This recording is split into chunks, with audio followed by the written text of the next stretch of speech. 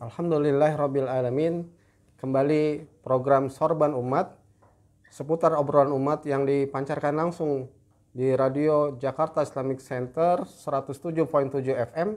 Alhamdulillah Allah takdirkan, Allah izinkan kita untuk mengudara kembali, untuk hadir di media Mitra JC sekalian yang semoga selalu diberikan karunia dalam kesehatan dan terutama karunia yang lainnya, terutama iman dan Islam kita.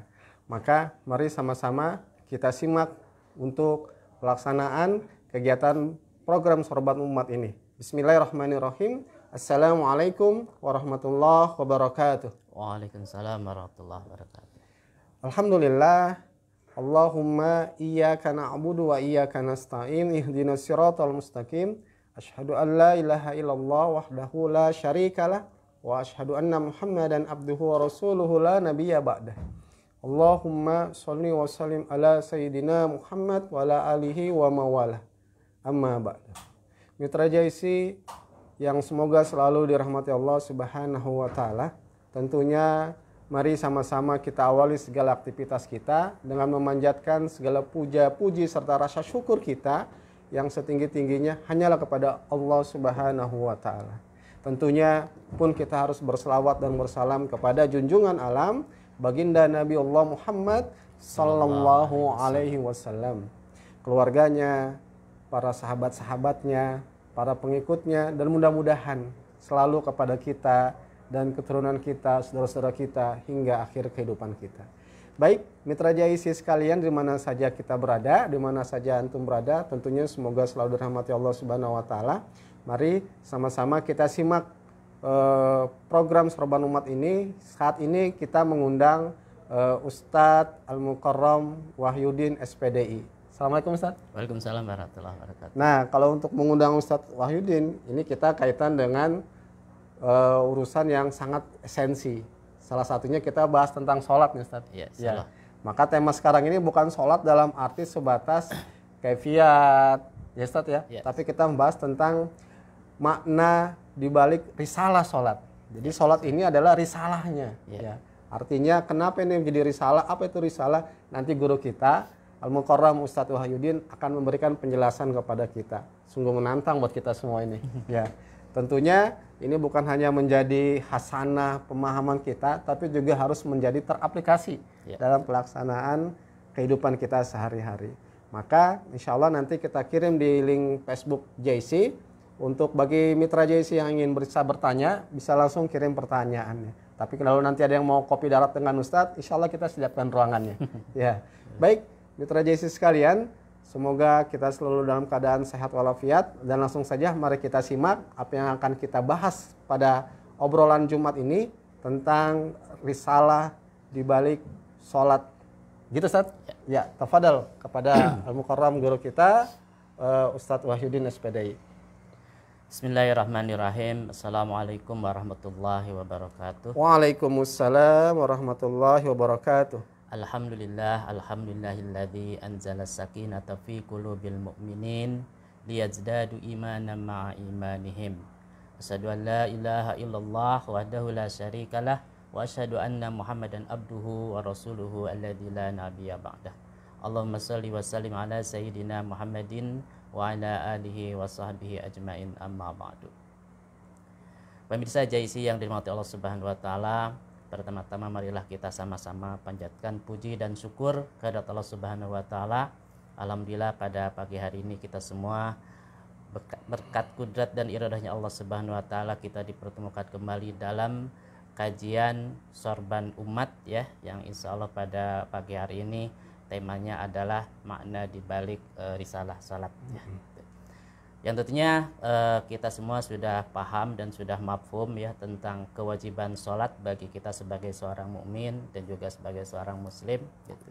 Jadi artinya ini menjadi sebuah kewajiban yang sudah dimafhumi oleh semua umat Islam. Yang tentunya pada kesempatan ini kita tidak akan membahas tentang kaifiat sholat ya. Karena kalau sudah bicara kaifiat kan insya Allah lah semua kita semua sudah pada paham dan juga sudah mengerti. Amin. Jangankan yang dewasa, bahkan anak-anak sudah diajarkan tentang kaifiat sholat ya. Betul. Gitu. Jadi hari ini kita akan lebih membahas tentang pemaknaan dari risalah sholat itu sendiri. Gitu. Tentunya dengan tujuan apa gitu ya kita harus memaknai atau harus memahami makna dari risalah sholat ini tentunya dalam rangka meningkatkan kualitas sholat saja, meningkatkan kualitas sholat. Artinya supaya kalau kita menjalankan sholat itu dengan berkualitas ya nanti sholat akan bisa difungsikan dalam aktivitas kehidupan keseharian kita. Karena kalau kita lihat misalkan hari ini kita bisa melihat fenomena yang ada hari ini, jadi sholat dilaksanakan tetapi aplikasinya belum bisa dijalankan. Nah sebelum masuk ke dalam pembahasan selanjutnya saya akan menyampaikan tentang sebuah fenomena sejarah ya atau sholat di kondisi jahiliyah waktu dulu gitu, yaitu yang tepatnya adalah di Makkah atau di suku Quraisy gitu ya. Karena mereka itu pada prinsip masih mengakui tentang milah Ibrahim. Mereka masih menjalankan beberapa syariat milah Ibrahim yang diantaranya adalah haji, kemudian tawaf dan juga adalah sholat ya. Mereka masih mengakui bahwa itu merupakan adalah syariat dari Nabi Ibrahim alaihissalam dan mereka masih menjalankannya. Cuma dalam kondisi jahiliyah waktu itu mereka melaksanakan sholat itu dengan cara yang sudah dimodifikasi gitu ya, sudah dirubah gitu oleh mereka gitu, tidak sesuai dengan apa yang dicontohkan oleh Nabi Ibrahim gitu.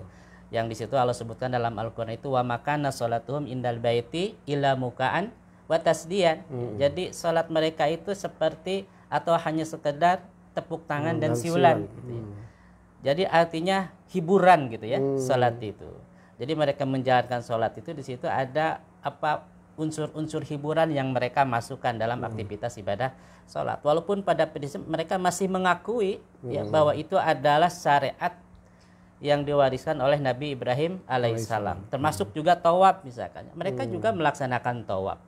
Cuma tawaf mereka dengan bertelanjang gitu kan, baik atau dengan bertelanjang. Jadi ada unsur-unsur hiburan yang mereka masukkan dalam penunaian aktivitas ibadah sholat. Nah, sehingga akhirnya ya kita bisa lihat gitu kan, tidak ada fungsi-fungsi sholat yang berjalan. Hal itu disebabkan karena pada waktu itu ya ketauhidan mereka atau misalkan landasan menjalankan sholat itu bukan karena atas dasar iman. Gitu. Kenapa bukan atas dasar iman? Ya karena mereka sudah mengakui tentang prinsip-prinsip akidah syirik. Mereka mengakui kebenaran paganisme, hubalisme gitu. Walaupun mereka tetap menjalankan syariat Nabi Ibrahim. Yang pada akhirnya ya mereka rubah-rubah juga syariatnya gitu ya. Diutak-atik syariatnya. Yang dulunya mereka hanya sekedar meninggalkan sholat, ya sekarang merubah risalah sholat itu sendiri gitu kan, dirubah. Jadi dimasukkan unsur-unsur hiburan atau hedonisme ya kalau hari ini misalkan. Jadi dalam sholat itu ya masuklah di situ faktor-faktor hedonisme, sehingga kan fungsi masjid itu bukan untuk sholat khusyuk, berdoa kepada Allah, minta ampunan kepada Allah, mengharap rahmat kepada Allah gitu kan dengan kehusuan ibadahnya, tapi justru dijadikan sebagai tempat hiburan gitu ya. Baitullah waktu itu gitu kan sebagai tempat hiburan karena ada faktor-faktor hedonisme yang masuk. Nah itu adalah kondisi pelaksanaan syariat sholat pada masa jahiliyah gitu ya. Coba kita lihat misalkan hari ini, mohon maaf gitu ya, kalau di kita mungkin belum seperti itu. Tapi saya pernah melihat masuk kepada satu masjid di situ, masjidnya bagus lah gitu ya, besar juga, dan kemudian di situ ditulis pelangnya dilarang pacaran di masjid, di area masjid itu ya. Nah ini kan berarti ada beberapa masalah, ada beberapa kasus di mana masjid itu memang ada oknum-oknum yang mensalahgunakan fungsi masjid. Jadi dipakai buat pacaran. Kenapa? Karena ya fasilitasnya memang mendukung untuk pacaran gitu ya. Dibikin sebagai seenak mungkin gitu ya, seindah mungkin gitu, sehingga orang cenderung akhirnya pacaran di sini enak gitu di masjid gitu ya. Nah ini kan merupakan sudah salah memfungsikan masjid sebagai tempat sholat gitu. Nah kalau sudah seperti itu ya bagaimana orang-orangnya gitu. Jadi kesan itu bukan untuk sholat ya, tapi untuk sekedar hiburan. Datang ke tempat masjid untuk selfie-selfie aja gitu kan, bukan untuk sholat. Padahal dalam syarat itu kalau kita masuk masjid maka kita harus melaksanakan sholat sunnah 2 rakaat kan seharusnya. Walaupun memang belum waktunya sholat fardu, tapi ketika kita masuk masjid ya kita harus melaksanakan sholat sunat 2 rakaat. Gitu. Nah ini malah kemudian disalah fungsikan. Nah, ini adalah sedikit ada persamaan dengan kondisi jahiliyah. Nah apa masalahnya gitu ya? Masalahnya juga sama. Ya. Karena faktor-faktor hedonisme sebagai bentuk ajaran-ajaran yang turunan dari kemusyrikan yang sudah memang hari ini juga menjadi memasyarakat di kalangan umat Islam itu sendiri. Gitu kan. Nah itulah jadi kondisinya. Maka pantas kemudian akhirnya sholat itu tidak berfungsi. Ya, fungsi-fungsi sholat itu tidak berfungsi. Padahal kalau kita lihat ya, bagaimana sholat itu punya peranan yang sangat penting. Ya, bukan hanya dalam ruang lingkup personal gitu ya, tapi juga dalam ruang lingkup yang lebih besar. Misalkan tentang dakwah para nabi, para rasul dulu. Ya, itu benar-benar sholat memiliki peranan yang sangat penting. Contoh misalkan kita lihat kisah Nabi Ibrahim alaihissalam ya, Nabi Ibrahim alaihissalam ketika dia membuat Bakkah menjadi sebuah negara, menjadi baldatan aminatan ya, sebuah negeri, sebuah kampung, dan beliau itu berdoa gitu ya di situ berdoa Rabbij'alni muqimas shalah wa min dzurriyyati. Jadi yang paling pertama diminta oleh Nabi Ibrahim kepada Allah Subhanahu wa taala itu adalah memohon supaya beliau dijadikan sebagai penegak terhadap risalah salat dan juga keturunan-keturunannya. Gitu. Artinya di sini bahwa sebuah negeri, sebuah kampung itu akan berdiri tegak kokoh gitu ya ketika para penduduknya itu adalah muqimas shalah, ya, mendirikan salat, menegakkan salat. Gitu. Sehingga akhirnya kan ada hadis bahwa as-salatu imaduddin ya, bahwa salat itu adalah tiangnya agama. Salat itu adalah tiangnya kampung, salat itu adalah tiangnya negara, kan seperti itu. Kalau salatnya hancur maka hancur gitu. Sebagaimana sepeninggalan Nabi Ibrahim selanjutnya kan di situ ada generasi-generasi yang ada'us shalah gitu ya. Fakhalafa min ba'dihim khalfun ada'us shalah gitu ya. Jadi ada generasi yang meninggalkan sholat, gitu. Maka otomatis akan ada kehancuran di situ. Termasuk tadi ada modifikasi dalam sholat, merusak syariat, gitu kan seperti itu. Dan itulah merupakan indikator-indikator akan terjadinya kehancuran peradaban. Seperti itu. Itu adalah terjadi. Jadi kokohnya sebuah negara ataupun tegaknya sebuah din itu sangat tergantung pada penegakan sholatnya. Gitu. Contoh misalkan kita lihat misalkan hari inilah misalkan ya, kondisi hari ini sekarang misalkan seharusnya ketika sholat itu ditegakkan maka otomatis kan harus berbanding lurus dengan munculnya peradaban yang baik ya, gitu. Atau tidak adanya peradaban fasad dan munkar, gitu. Kan begitu ya berbanding lurusnya. Tetapi coba kita lihat analisa misalkan ya hari ini. Sholat dijalankan. Tetapi kemudian peradaban fasad dan munkar malah semarak gitu ya di mana-mana. Tumbuh subur di mana-mana. Ini kan terjadi ada masalah ya. Kalau kita analisa berarti ada masalah di dalam proses pelaksanaan sholat atau penegakan sholat. Karena tidak berbanding lurus. Karena kan ayat yang Allah sampaikan itu ya merupakan sebuah ketetapan yang baku itu. Tidak bisa dirubah. Kalau sholat dijalankan maka tanha anil fahsya wal munkar. Itu sudah begitu aturannya. Tapi kenapa tidak berbanding lurus hari ini ya berarti ada masalah gitu. Seperti misalkan kenapa dulu pada masa jahiliyah sholatnya tidak berfungsi tanha anil fahsya tapi malah berbanding lurus dengan terjadinya peradaban jahiliyah. Itu karena mereka melaksanakan syariat di peninggalan Nabi Ibrahim tapi mereka juga masih mengakui eksistensi kemusyrikan gitu ya. Bahkan mereka mah lebih parah, syariatnya sudah dirubah. Kalau kita hari ini ya insya Allah lah. Kalau untuk kaifiat sholatnya mungkin tidak ada banyak perubahan kan, tidak ada perubahan. Kita semua menjalankan sesuai dengan kaifiat sholat yang dicontohkan oleh Rasulullah SAW.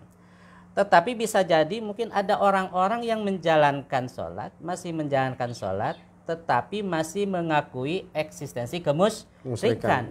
Nah itulah yang akan menjadi masalah sebetulnya ya. Gitu.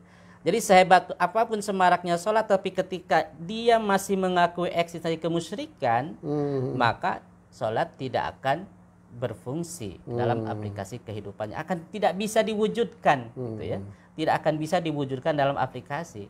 Karena apa? Karena antara sholat dan aplikasinya bertentangan, sistemnya bertentangan, kan seperti itu. Kenapa? Karena sholat itu pada prinsipnya adalah untuk menguatkan ketauhidan kita, untuk menguatkan keimanan kita, untuk memelihara hubungan secara vertikal ya, hubungan vertikal kita dengan Allah Subhanahu wa taala, disebut dengan hablum minallah, hubungan vertikal secara langsung. Itu adalah dijaga dan dipelihara dengan aktivitas sholat. Nah, bagaimana kalau kemudian kita masih mengakui eksistensi kemusyrikan gitu ya? Nah, maka otomatis ya itu adalah merusak hubungan vertikal kita dengan Allah Subhanahu wa taala, dan akhirnya berdampak terhadap disfungsi sholat dalam aplikasi kehidupan kita gitu, kehidupan manusia dalam seluruh interaksinya tentunya ya, baik interaksi vertikal ataupun interaksi horizontal itu akan rusak.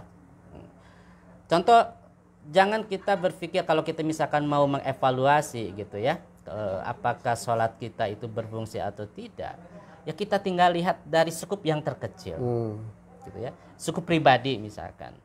Apakah kita melaksanakan sholat, dan kemudian juga apakah kita suka melaksanakan fasa dan mukar atau tidak, kan begitu. Kalau masih menjalankan fasa dan mukar ya berarti ada masalah dalam aktivitas penegakan sholat kita. Kita lihat dalam skup yang lebih besar, misalkan bukan hanya sebatas si pribadi, tapi usrah, keluarga. Seorang pemimpin dalam keluarga, ya suami, bapak gitu kan. Coba kita lihat peradaban apa yang muncul di dalam rumah tangga kita, peradaban apa yang muncul di dalam keluarga kita. Apakah ada indikator-indikator peradaban fasa dan munkar? Nah, kalau kita mendapati peradaban itu di dalam keluarga kita, berarti ini adalah masalah dalam sholatnya. Kita bisa lihat seperti itu. Lebih besar lagi misalkan masuk ke dalam wilayah qarya, ya. Wilayah kampung gitu kan, yang lebih besar lagi. Coba lihat di sekitar kita, kampung kita. Apakah yang dominan di situ peradaban fasa atau munkar, atau peradaban yang baik gitu kan? Kalau kemudian yang muncul dominan adalah peradaban fasa dan munkar, nah ini sudah dipastikan, nah berarti ada permasalahan dalam aktivitas ibadah sholat gitu. Oh, tapi kan katanya misalkan mereka tetap melaksanakan sholat misalkan ya. Nah berarti dia ada masalah yang lain tadi. Sholat dijalankan tetapi masih mengakui eksistensi kemusyrikan. Itulah yang kemudian menjadi masalah atau menjadi hijab, menjadi penghalang disfungsinya sholat atau fungsinya sholat itu dalam aplikasi kehidupan sehari-hari kita. Nah itu yang jadi permasalahan hari ini. Atau juga misalkan kalau sewaktu-waktu kita boleh survei misalkan ya, hari ini misalkan kira-kira berapa persen yang melaksanakan sholat subuh tepat waktu, atau sholat subuh yang misalkan kesiangan jam 5:30 atau jam 6 gitu ya. Minimal di keluarga kita dulu cek misalkan siapa yang kesiangan, atau misalkan coba kita di wilayah kampung kita misalkan yang terdekat, kalau mau supaya kita buktikan misalkan ya, apakah kondisi hari ini umat Islam itu benar-benar berusaha dan berupaya atau berproses untuk menegakkan sholat dengan sebenar-benarnya, atau termasuk kepada kategori orang-orang yang fawailul lil musallin gitu ya, seperti itu. Nah ini akan jadi masalah, sehingga akhirnya risalah sholat ini atau syariat sholat ini tidak menjadi support, tidak menjadi penunjang tegaknya agama, tegaknya din, tegaknya sebuah kampung, tegaknya sebuah negara, tetapi justru berproses kepada kehancuran gitu kan. Karena kalau sudah meninggalkan sholat atau sudah melecehkan syariat sholat, seperti tadi misalkan orang-orang jahiliyah kan mereka melecehkan sholat dengan mukaan wa tasdian itu, maka kata Allah fadukul adab, rasakanlah adabku nanti kan. Kalau dalam tafsir itu dikatakan nanti mereka akan diadab di dalam perang Badar kan, seperti itu. Nah juga sama seperti hari ini gitu kan, kalau orang-orang sudah ada usolah maka nanti kita khawatir gitu ya dengan janji Allah fadukul adab, takutnya Allah menurunkan adab kepada kita semua gitu, karena kita termasuk orang-orang yang meninggalkan sholat atau orang-orang yang melalaikan sholat. Seperti peristiwa-peristiwa yang terjadi akhir-akhir ini misalkan ya, pemirsa Zaise yang dimata Subhanahu wa taala, hari ini kita banyak bencana kan, ada banjir bandang, kemudian ada angin dan segala macam. Itu harus menjadi bahan introspeksi kita semua. jangan-jangan kita sudah mulai mengabaikan ibadah sholat ini, risalah sholat ini, syariat sholat ini, melalaikannya, bukan melalaikannya, bahkan meninggalkannya, tidak menunaikannya, gitu, seperti itu. Nah, ini adalah salah satu contoh yang tadi saya sampaikan berkaitan dengan sufwat atau peranan sholat dalam penegakan sebuah kampung, sebuah wilayah yang dilakukan oleh Nabi Ibrahim alaihi salam. Jadi yang pertama itu berdoa supaya ahlinya, duriyahnya menegakkan sholat. Karena itu kan menjadi faktor yang mensupport berdirinya sebuah negara, sebuah kampung, sebuah wilayah gitu. Nah, itu yang pertama. Kemudian yang kedua, kita coba lihat misalkan bagaimana suksesnya dakwah Nabi Musa alaihissalam. Gitu. Ketika beliau dihadapkan kepada sebuah dilema gitu ya, berdakwah berhadapan dengan Fir'aun. Dalam ayat itu beliau mengatakan, ya Allah, Fir'aun itu kan sudah engkau berikan harta yang banyak, kekuasaan misalkan ya, anak-anak yang banyak, bagaimana saya bisa melakukan dakwah gitu kepada beliau ya, kepada Fir'aun misalkan seperti itu. Itu lama itu. Tapi kemudian Allah mewahyukan kepada Musa dan juga kepada saudaranya Harun, Nabi Harun alaihissalam kan, wa auhayna ila Musa wa akhihi antabawwa li qaumikuma buyutan bi Misra waj'alu buyutakum kiblat wa aqimus shalah wa basyiril mu'minin. Nah, jadi justru yang Allah perintahkan kepada Nabi Musa itu, kalau menurut bahasa kita nggak usah bingung-bingung gitu ya. Dalam menjalankan dakwah itu, jadikanlah sebuah buyut, jadikanlah buyut itu sebagai pusat kegiatan dan tunaikanlah sholat di situ. Tegakkanlah sholat, aqimus shalah wa basyiril mu'minin. Itu gitu ya. Jadi Allah perintahkan ternyata sholat dulu. Gitu kan. Tunaikan sholat dengan maksimal. Akhirnya dijalankan kan itu oleh Nabi Musa dan juga kaumnya. Cuma itu saja kan. Dan pada akhirnya kemudian Allah memberikan jalan ya kepada Nabi Musa. Kemudian Allah hancurkan Fir'aun, ditenggelamkan gitu kan. Itu kan sebagai sebuah jalan, sebagai sebuah wasilah yang Allah berikan kepada Nabi Musa dengan ibadah sholat itu, akhirnya dibukakan jalan kemenangan. Gitu kan. Walaupun kalau menurut hitung-hitungan hitung-hitungan perang gitu ya, misalkan nggak mungkin Nabi Musa bisa menang gitu ya melawan Fir'aun yang memiliki kekuasaan dan tentara yang banyak tentunya kan seperti itu. Tapi kemudian Allah tolong, Allah menangkan. Itu kenapa? Karena tadi jadi ibadah salat ditegakkan dengan sebenar-benarnya seperti itu. Itu yang dicontohkan oleh Allah Subhanahu wa taala kepada kita terkait dengan dakwahnya Nabi Musa alaihissalam. Itu kan dalam skup yang lebih besar. Skupnya adalah baldah, skupnya adalah qarya gitu. Dalam skup keluarga ya kan, misalkan kita mengenal bagaimana nasihat Luqman kepada anak-anaknya gitu ya. Ya bunaya aqimis shalah. Itu kan, wahai anak-anakku, tegakkanlah salat, tunaikanlah salat.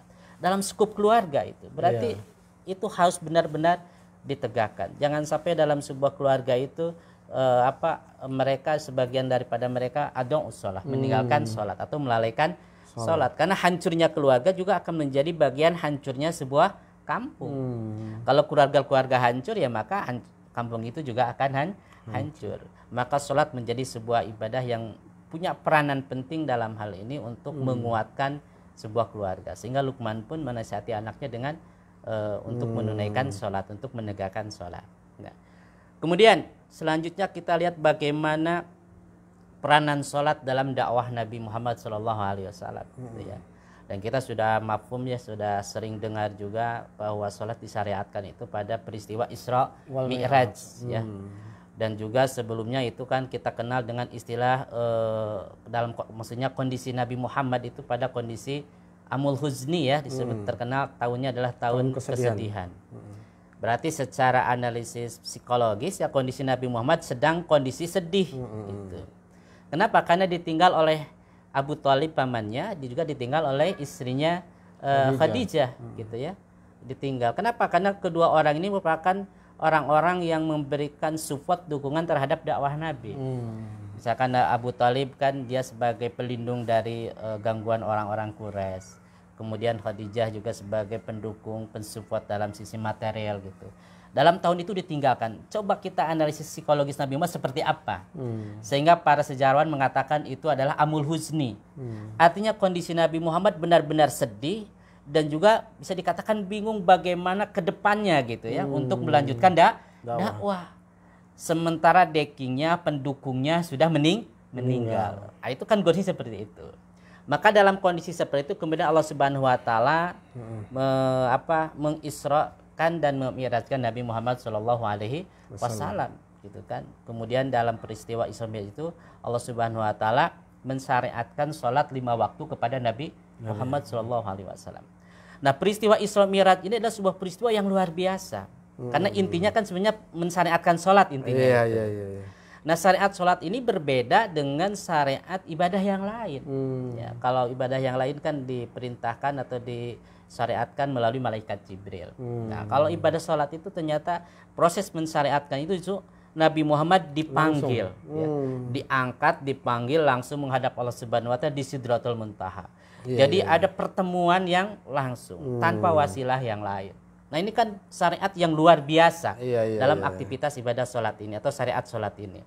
Hal inilah yang kemudian memberikan sebuah penguatan kepada Nabi Muhammad SAW, menguatkan keyakinannya kembali, menghilangkan ketergantungan kepada selain Allah Subhanahu wa taala.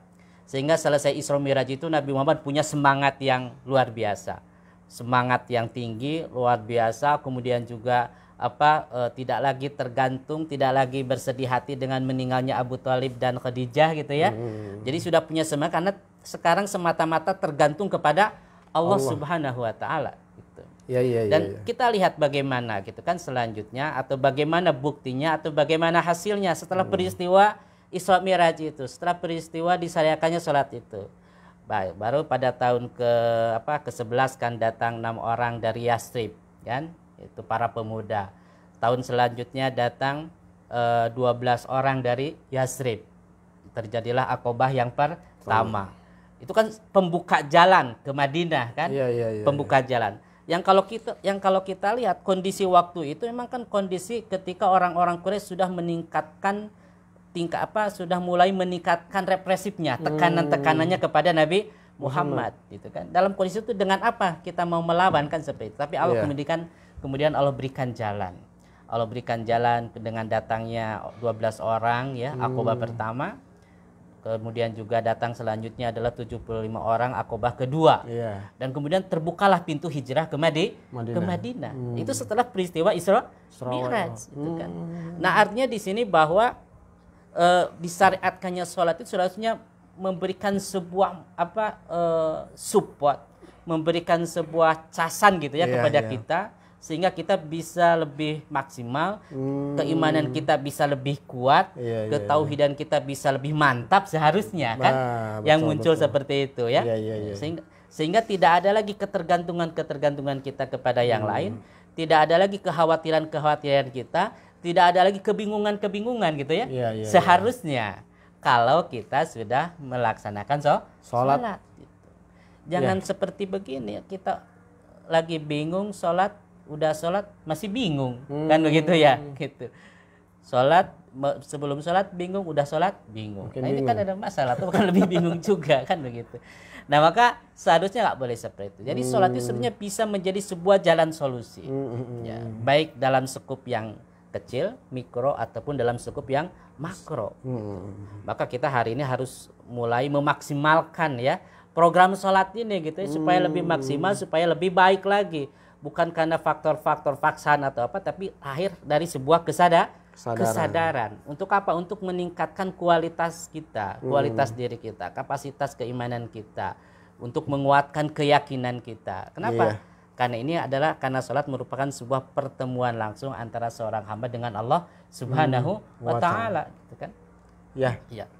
Pemirsa JC yang Allah Subhanahu wa taala, itu saja mungkin yang dapat saya sampaikan terkait dengan makna di balik risalah salat. Mungkin baru pendekatan pendekatan analisis sejarahnya gitu. Ya. Jadi belum masuk ke dalam makna salat yang lain. Yang mudah-mudahan di waktu yang lain bisa disampaikan. Iya, tapi jangan ditutup dulu Ustaz, kita masih ngobrol ini. Boleh, silakan. Ya, terima kasih. Jelas bahwa ternyata sholat ini menjadi solusi ya Ustaz ya. Kalau kita rentanan sejarah, Rasulullah itu menjadi solusi saat dia dalam kondisi sedih. Betul, ya. Dengan meninggalnya orang-orang yang menjadi tempat dia untuk bisa komunikasi, memberikan backingan, dukungan dia, mau support. Tapi itu Allah uji. Ternyata harus kembali kepada Allah. Dengan apa? Sholat tadi Ustaz ya. Betul, Dengan peristiwa Isra wal Mi'raj. Sehingga menjadi catatan buat kita saat kita ada masalah, sebenarnya sholat itu jadi solusi. Namun sering timbul pertanyaan Ustaz. Saya udah sholat, sudah ini, yang sono nggak sholat, nggak apa, rezekinya ininya, kaitannya di situ gitu Ustaz. Nah, maka saya mohon penjelasan tentang sebagaimana saya tadi sampaikan, sholat mencegah keji dan mungkar. Ya, itu kan dalam Quran surat Al-Ankabut ya, surat 29 ayat 45. Itu makna sholat, akan mencegah keji dan mungkar. Saya nggak bisa bayangkan Ustaz, kalau negeri Indonesia ini yang notabene umat Islamnya sangat banyak, kalau semua menjalankan sholat dengan benar, maka tidak ada lagi kegiatan-kegiatan yang bermaksiat, kegiatan-kegiatan nggak ada lagi berita korupsi, berita menyedihkan. Tapi realitanya itu tadi yang Ustaz juga sampaikan. Nah, bagaimana biar sholatnya bermakna dengan benar-benar Ustaz? Tapi sebelum itu Ustaz, ini ada pertanyaan dari Mitra JC nih ya. Silakan. Boleh Ustaz? Ini dari Onif nih Ustaz, udah biasa nih, alhamdulillah. Dari Onif. Assalamualaikum Ustaz. Waalaikumsalam. Semoga sehat selalu Ustadz, amin. Bagaimana Ustadz ketika sholat tetap tegak ditunaikan, tapi eksistensi kesyirikan, sistem kesyirikan juga dijalanin. Nah, apa solusinya Ustadz? Terima kasih Ustadz. Ini berkaitan dengan tadi ya. Kalau kita lihat tadi disampaikan tentang orang-orang jahiliyah ya, yang mereka melaksanakan sholat tetapi kemudian mereka masih mengakui eksistensi kemusyrikan. Nah itu ya otomatis itu adalah merupakan sesuatu yang tidak bernilai tentunya ya. Gitu. Jadi kenapa? Tidak bernilai. Betul ya. Kenapa? Karena tidak akan berfungsi sholatnya itu gitu ya. Itu tidak akan berfungsi. Kenapa? Karena kan salah satu syarat daripada sahnya ibadah kita itu adalah iman. Semua harus ada landasan imannya. Dalam semua syarat pasti kan begitu. Puasa saja kan ya ayyuhalladzina amanu kutiba alaikumusiyam. Semua diawali dengan iman. Iman sebagai sebuah landasan yang akan memberikan legalitas terhadap ibadah kita. Kemudian dibingkai oleh syariat ya. Syariat yang dicontohkan oleh Rasulullah Shallallahu alaihi wasallam. Iman dan syariat ya itu harus benar gitu kan, harus sesuai. Tidak boleh nggak sesuai. Misalkan hari ini orang menjalankan sholat dalam sisi kaifiatnya misalkan sesuai dengan apa yang dicontohkan oleh Rasul. Ya, bicara syariat, bicara kaifiat misalnya ini kaifiat. Sesuai dengan syarat dan rukunnya. Ya, sesuai dengan syarat dan rukunnya. Tetapi dari sisi akidahnya, ketauhidannya ternyata masih mengakui eksistensi kemusyrikan. Nah, kan itu nggak boleh. Karena yang jadi syarat legalnya ibadah sholat kita itu ya harus integral antara iman dengan syariat. Syariatnya sesuai dengan yang dicontohkan oleh Rasul, ya, tidak boleh ditambah, tidak boleh dikurang. Imannya tidak boleh dicampur adukan dengan kemusyrikan. Itu baru sah menjadi sebuah ibadah. Kalau nyampur gimana Ustaz? Kan tadi kan nggak boleh. Nah, gimana kalau nyampur? Apakah tetap syirik? Apakah imannya kurang atau gimana? Yang namanya syirik itu nyampur. Syirik itu kan dari saroka namanya. Saroka itu mencampurkan atau menggandengkan. Artinya menyampurkan itu syirik namanya. Jadi syirik itu seperti tadi, orang-orang jahiliyah itu masih mengakui Allah sebagai Rabb. Kan dalam Al-Qur'an dikatakan begini. Walain sa'altahum man khalaqas samawati wal ard la yaquluna Allah. Kalau mereka dikata siapa yang menciptakan langit dan bumi, mereka menjawab Allah. Siapa yang menghidupkan? Allah. Siapa yang berikan rezeki? Allah gitu kan. Mereka mengakui, tetapi mereka mencampurkan keimanan mereka kepada Allah dengan keimanan mereka kepada selain Allah. Sehingga syirik jadinya. Itu namanya syirik. Jadi nggak boleh campur antara syirik dengan tauhid, itu nggak boleh campur, harus terpisah. Nah itu. Nah maka ini yang harus sama-sama kita perbaiki gitu ya, karena seorang mukmin muslim dalam menjalankan seluruh risalahnya, menjalankan syariatnya, termasuk include di dalamnya adalah syariat sholat, ya berarti harus ada di dalam kondisi iman yang benar-benar bersih dari virus-virus kemusyrikan gitu. Seperti Iya, jadi iya, iya, itu yang memberikan. Atau misalkan begini, ada orang yang sudah mengaku beriman, bertauhid, tetapi ketika menjalankan sholatnya tidak sesuai dengan syariat yang dicontohkan oleh Rasul. Iya, iya, iya. Ya sama juga gitu ya. Tidak akan sah. Kenapa? Karena syariatnya tidak sesuai dengan apa yang dicontohkan oleh Rasul. Itu disebut dengan integralnya iman dengan syariat. Iman sebagai landasannya dan syariat adalah sebagai bingkainya dalam menjalankan ibadah. Seperti itu mungkin. Ya, alhamdulillah. Jadi jelas saat kita menjalankan ibadah harus bersih dari kesyirikan. Betul, ya. Dan maka dari itu, nah bagaimana Ustadz biar benar-benar bersih? Biar jangan sampai ada unsur kesyirikan. Apalagi saat bicara sholat sering diungkapkan begini Ustadz. Dalam Quran surat Al-Mu'minun. Qad aflahal mu'minun. Ciri-ciri orang beriman itu diuraikan. Tapi sebelumnya Allah memberikan gambaran bahkan reward. Kabar gembira, beruntunglah. Berbahagialah untuk orang yang beriman. Siapa dia? Pertama sholatnya khusyuk. Allazina hum fi sholatihim khashi'un. Nah, apakah itu juga sholat khusyuk menjadi cerminan tetap menjaga syariah? Betul. Sehingga ini benar menjadi solusi. Betul. Apakah gimana nih Ustaz menurut? Oke, ya. Jadi pengertian khusyuk itu kan tentunya adalah tadi mengintegralkan antara iman dan syariat.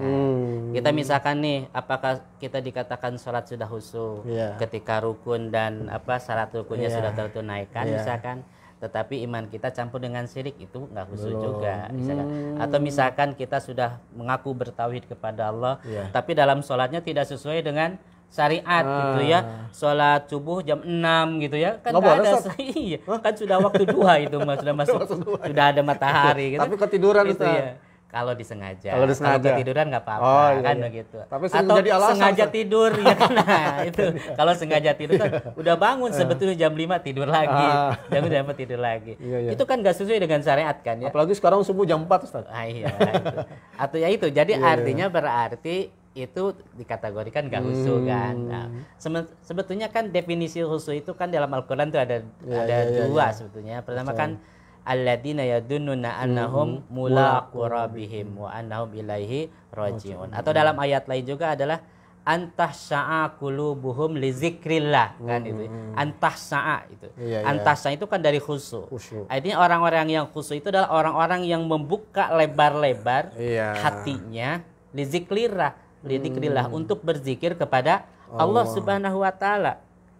Untuk berzikir kepada Allah, membuka gitu. Membuka hatinya untuk berzikir kepada Allah. Jadi tidak mempersempit hati.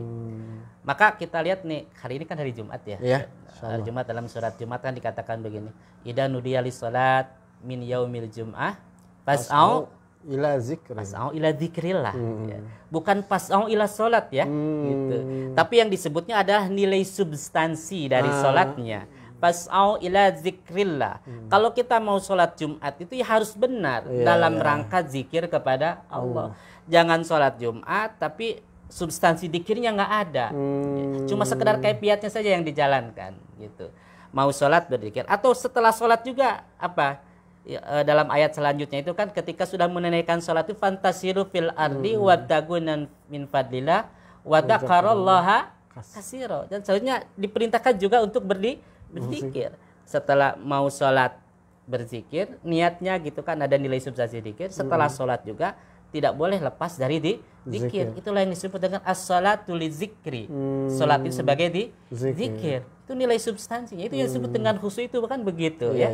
Itu namanya antahsya'a qulubukum li zikrillah. Jadi membuka hati gitu kan. Sehingga orang-orang mereka itu yakin yadunnuna annahum mulaqu rabbihim.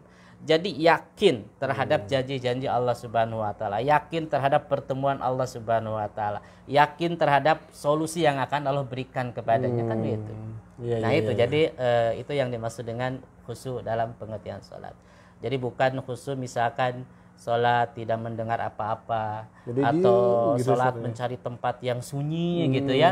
Kalau hari ini sulit sholat untuk mencari tempat yang sunyi itu kan, Iya, iya, banyak mobil, banyak motor, apalagi misalkan kalau orang tua mah ibu-ibu sholatnya banyak diganggu sama anak-anak gitu ya. Ketika ditanya sholat, kenapa sholatnya misalkan lalai diganggu sama anak-anak kan begitu ya. Iya, iya. Seharusnya jangan menjadi sebuah Alas. alasan seharusnya kan. Atau kadang handphone lagi berjamaah, handphone bunyi kadang, Ustaz. Iya, itu.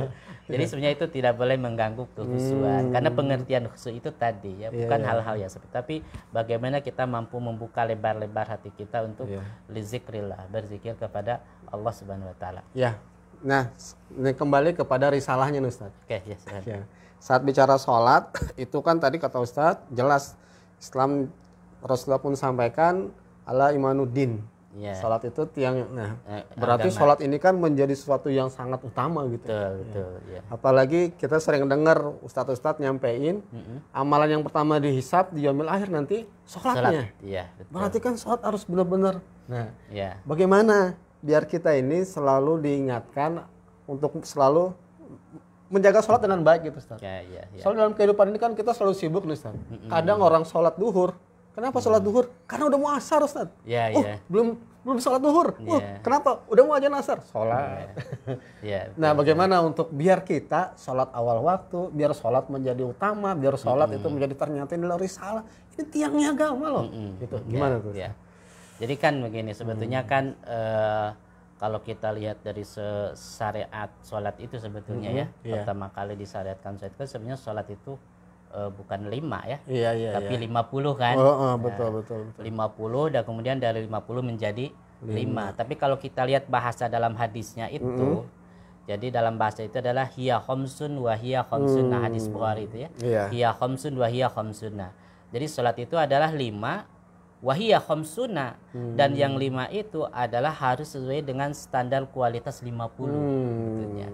Jadi artinya sebetulnya bukan mengganti. Iya. Jadi 5 itu adalah kuantitatif sholatnya, sementara kualitatif sholat itu harus memenuhi syarat sholat yang 50. Yang kemudian tadi saya sampaikan itu adalah as-sholatu lizikri. Coba bayangkan kalau sholat 50 itu sebenarnya hampir per setengah jam kurang ya. Dalam satu hari per setengah jam kita sholat, per setengah jam kita sholat. Itu kan bukan cuma 5, tapi per setengah jam kita tidak kehilangan zikir kepada Allah Subhanahu wa taala. Nah, kemudian hari ini kadang-kadang kita banyak jangankan kualitas gitu ya, dalam kuantitas sholat yang 5 saja misalkan tadi banyak lalai gitu ya, tidak mampu menjaga dan memelihara. Kenapa? Karena kita tidak atau belum memahami, belum meyakini bahwa di situ ada sebuah keberuntungan dari Allah Subhanahu wa taala. Kan sudah disampaikan dalam Al-Qur'an, qad aflaha man tazakka wa dzakara isma rabbih fasholla. Sungguh beruntung kan orang-orang yang mensucikan dirinya, orang-orang yang berzikir, kemudian mereka melaksanakan sholat gitu. Jadi sebetulnya sholat itu mengintegrasikan antara tazakka wa zakara, ya, kebersihan diri dan juga dzikir kepada Allah Subhanahu wa taala. Jadi ada keberuntungan yang besar gitu. Jadi kalau hari ini kan orang kalau dagang, kalau jualan ada untung semangat ya. Iya. Tetapi kalau sholat kita tidak memahami bahwa di situ ada sebuah keuntungan yang besar. Yang sudah Allah sampaikan qad aflaha, atau misalkan dalam surat Al-Mu'minun tadi qad aflahal mu'minun gitu ya. Berulang-ulang tuh Allah sebutkan sungguh beruntung. Tapi kita kenapa nggak yakin? Itu masalah iman. Nah, itu berarti kembali kepada masalah iman. Artinya bahwa dalam keimanan kita sudah masuk virus-virus, bisa virus materialisme misalkan ya. Jadi kalau yang namanya untung ya materi lah kan begitu ya. Kalau untung adalah materi. Kalau bicara hedonisme, untung adalah bahagia, senang gitu kan, seperti itu. Berarti dalam iman kita sudah masuk virus kemusyrikan sehingga tidak yakin dengan janji Allah Subhanahu wa taala yang disuruh menggunakan kalimat taukid, qad aflaha. Qad itu kan kalimat tauhid ya. Penegasan, penguatan, ada keberuntungan. Dan juga tadi disampaikan dalam peristiwa sejarah bagaimana Nabi Ibrahim menjadi seorang yang mampu membangun sebuah negeri yang gersang. Siapa yang nggak tahu Bakkah, dulu namanya Bakkah ya. Sekarang Mekah gitu. Itu negeri yang gersang, tidak ada kehidupan di sana itu. Orang nggak mau hidup di sana. Nggak ada fasilitas, nggak ada sarana, nggak ada potensi gitu. Tapi bisa membangun negeri itu yang sampai hari ini menjadi sebuah negara yang kaya kan, Iya, betul. salah satu negara kaya. Itu kan kesuksesan Nabi Ibrahim gitu. Kenapa? Karena dari penetapan dari awalnya doanya itu adalah muqimas shalah, sebagai penegak salat.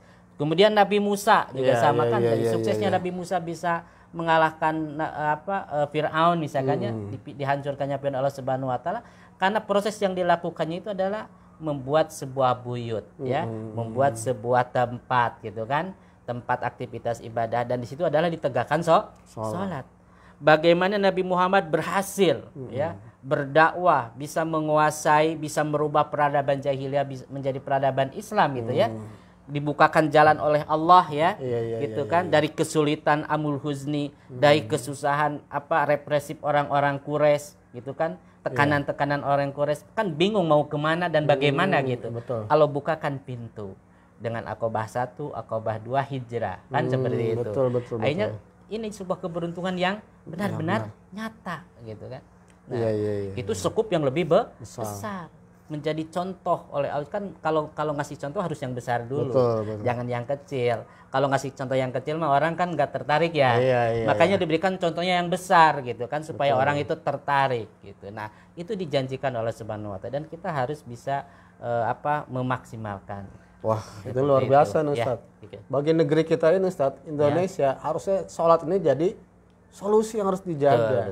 Pertahankan yang udah baik sholatnya, yang belum, jadi seluruh umat Islam harus dikuatkan yang sholatnya. Iya, betul. Jadi saya bisa nggak bayangkan Ustaz, kalau para pemimpin wilayah, RT, RW, atau kalau para asatid kan udah sering ngingetin Ustaz. Betul. Para aparat yang struktural kan, wah luar biasa Ustaz. Iya, betul. San, kamu udah sholat subuh nggak tadi? Nah, wah, ke rumah-rumah nanyain itu ya. Seharusnya begitu. Wah, kenapa? Karena sudah terbukti sejarah membuktikan permasalahan Nabi Ibrahim, tempatnya yang tadi tidak ada kehidupan, Nabi Musa alaihissalam, Rasulullah sallallahu alaihi wasallam, terbukti. Dan bahkan Al-Quran memberikan jaminan, Allah yang janjikan Ustaz ya. Iya, betul. Nah, cuman ini lagi-lagi tadi kan kaitan dengan keimanannya. Nah, betul. Maka bagaimana menumbuh, kuatkan biar iman ini seperti pohon yang akhirnya tumbuh berbuah gitu Ustaz. Nah, bagaimana nih Ustaz? Kan begini, dalam proses untuk meningkatkan kualitas iman itu ada beberapa hal. Pertama kan al-imanu yazidu fit-ta'ah.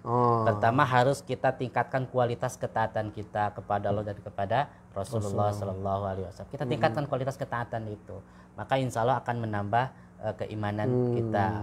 Kemudian ya bagaimana bentuk katanya dengan mengaplikasikan program-programnya tentunya kan gitu.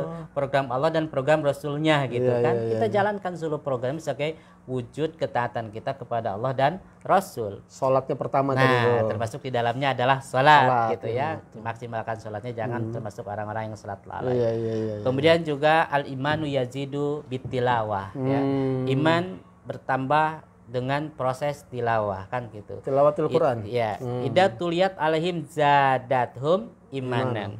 Jadi ketika dibacakan ayat-ayat tuliyat alaihim itu kan tilawah ya. Zadathum imanan, akan bertambah iman. Jadi kita tidak boleh meninggalkan proses tilawah, harus terus dijalankan karena itu akan meningkatkan kualitas iman kita. Kemudian yang ketiga adalah al-imanu yazidu bil ukhuwah. Iman itu juga akan mendekat dengan ukhuwah, gitu kan? Persaudaraan, gitu kan? Dalam surat apa dikatakan liyazdadu imanam ma'a imanihim. Jadi iman kita bertambah dengan imannya mereka, kan? Imanan ma'a imanihim. Itu ada sebuah proses ada sebuah proses penambahan iman. Nah, itu yang harus kita lakukan. Jadi tingkatkan program-program silaturahim kita ya dengan saudara-saudara kita, supaya apa tadi akan menambah kekuatan atau keimanan kita. Itu yang harus kita lakukan. Ya, luar biasa ini Ustaz. Jadi saya mendambakan gitu ya. Kalau bahasa Quran itu sering disampaikan Ustaz.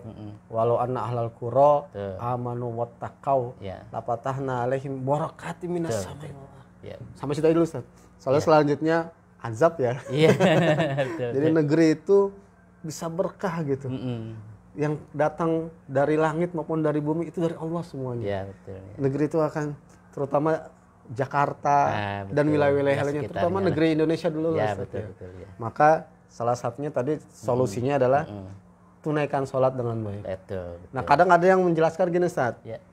Beda mengerjakan sholat sama menunaikan sholat. Nah, itu gimana tuh, Ustaz? Ya.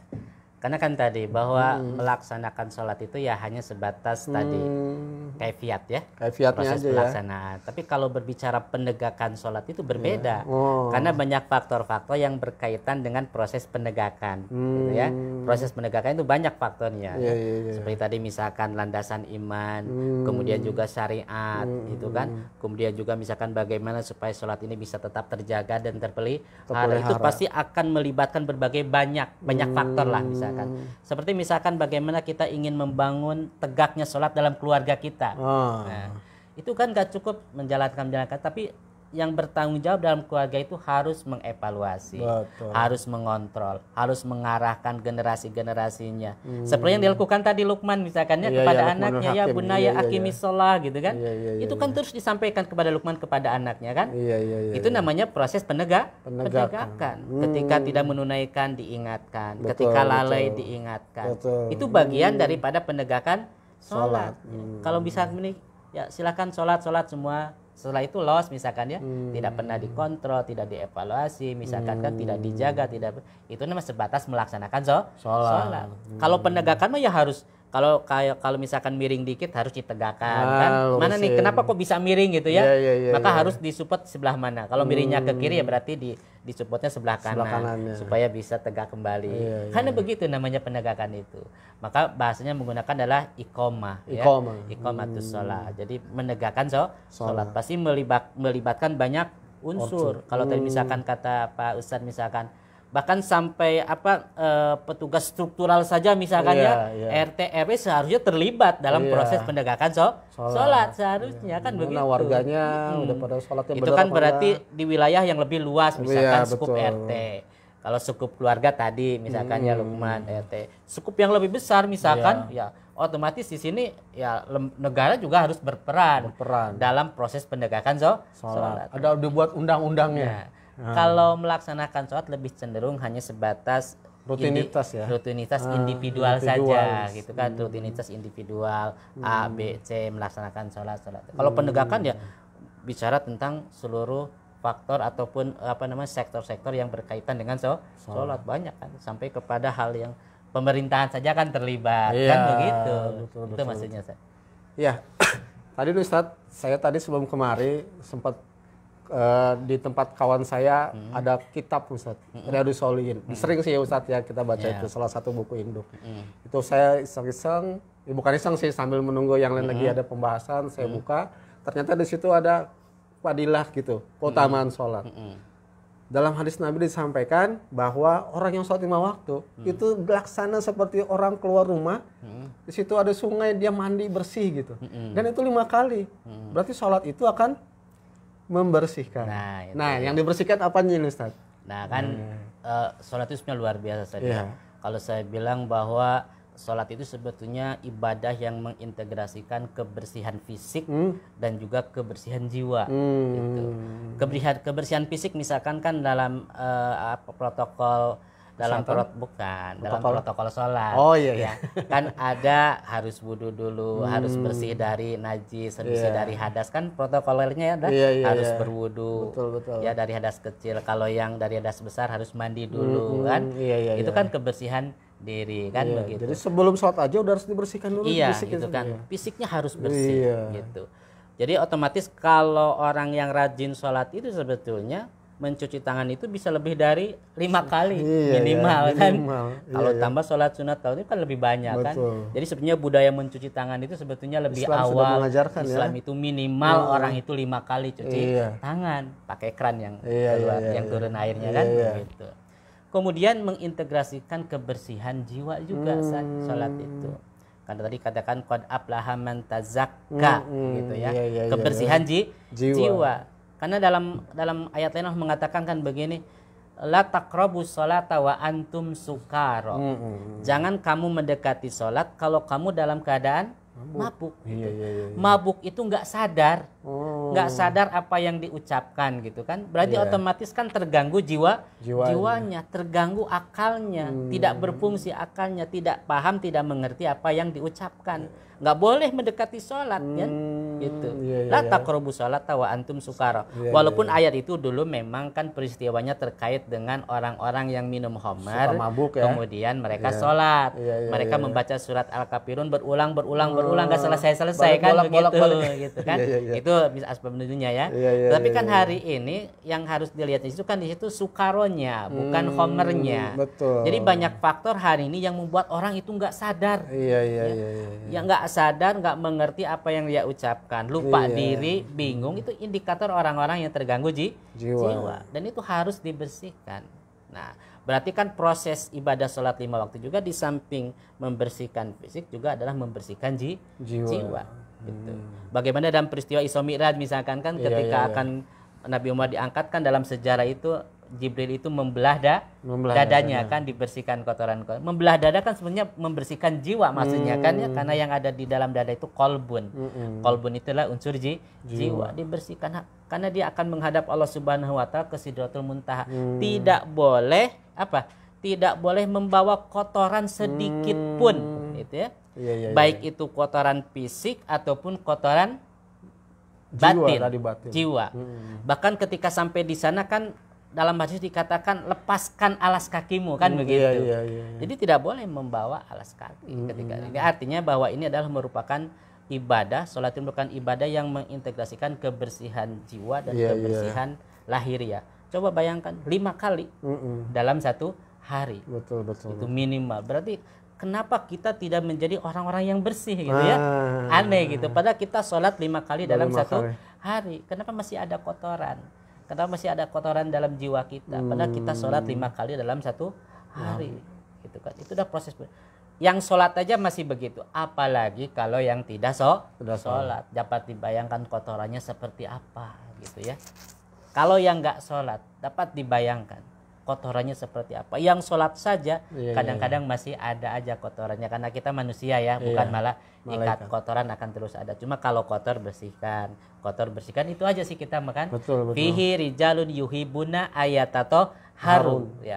Kalau manusia itu bahasanya di situ ayatato haru, menggunakan fiil, menggunakan kata kerja. Berarti manusia itu bersih itu berproses untuk bersih. Jadi kalau proses kan terus menerus. Itu menggunakan fi'il mudhari, berkelanjutan terus aja, kotor bersihkan terus, begitu namanya manusia. Kalau malaikat dalam Al-Qur'an dikatakannya al-mutahharuna. Kalau mereka itu tuh dibersihkan oleh Allah, disucikan dengan menggunakan isim di situ, bukan fi'il. Jadi kalau malaikat nggak mungkin kotor karena sudah diciptakan dengan kondisi bersih. Nah, itu. Ya, baik Mitra Jaisi, alhamdulillah. Sebenarnya masih banyak yang mau kita obrolin Ustaz. Karena ternyata sholat ini kan tadi Ustaz disampaikan menjadi tiangnya agama, menjadi penentu amalan kita yang lain. Yang pertama dihisab, bahkan ini menjadi solusi setiap masalah kita. Saat kita ada masalah, sholatlah engkau. Saat ada masalah, sholat. Buktinya sudah terbukti. Para nabi dan rasul, orang-orang terdahulu itu membuktikan saat kita ada masalah. Maka keimanan yang menjadi landasan ini harus selalu kita jaga. Nah, saya kemarin Ustaz dengan narasumber sebelumnya itu mengajak Mitra Jaisi, kalau dalam pembahasan kita ada yang terbatas karena waktu, kita bisa kopi darat Ustaz. Boleh. Insya Allah akan tersediain kopinya juga. Boleh. Kita alhamdulillah sudah ada ruangan memang untuk para Mitra Jaisi yang ingin bertanya langsung.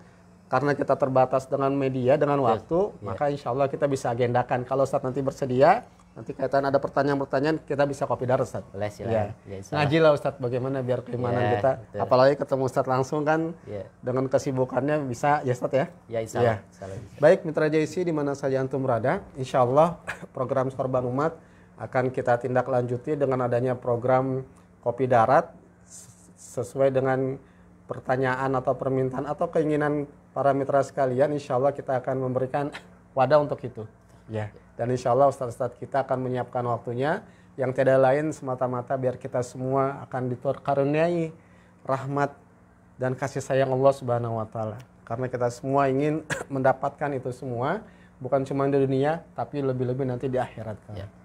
Semoga kita semua termasuk orang-orang yang didoakan oleh Nabi Ibrahim tadi ya Ustaz ya, menjadi keturunannya yang selalu memelihara sholat, dan sholatnya bukan hanya sebatas mengerjakan, tapi sholatnya ditunaikan sebagaimana tadi yang Ustadz sudah sampaikan.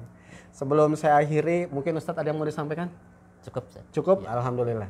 Ya, baik mitra JIC di mana saja antum berada, semoga selalu dirahmati Allah Subhanahu wa taala.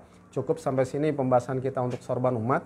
Kita ingatkan, ini hari Jumat, maka maksimalkan agar sholat Jumat kita ini untuk mengingat kepada Allah, zikrillah ya. Dengan memaksimalkan, maka jangan sampai kita datang saat malaikat sudah menutup catatannya. Karena apa? Karena kita datang terlambat. Maka raihlah yang terbaik, diawali dengan sholat, pilih saf terdepan dengan menyiapkan segalanya yang terbaik, pakaian terbaik, wangi-wangian dan yang lainnya, serta bawa sodako, infak yang terbaik pula, karena disitulah keberkahan yang akan kita raih. Ini saja yang bisa kita obrolkan pada kesempatan program Sorban Umat ini. Maka mari sama-sama kita akhiri dengan berdoa kepada Allah dengan melafazkan hamdalah dan doa kafaratul majlis. Alhamdulillahirabbil alamin. Subhanakallahumma wa bihamdika asyhadu an la ilaha illa anta astaghfiruka wa atubu ilaik. Dari kami mohon maaf atas segala khilafan dan kami ucapkan terima kasih kepada semua mitra JIC. Wal afu minkum. Wassalamualaikum warahmatullahi wabarakatuh. Waalaikumsalam warahmatullahi wabarakatuh.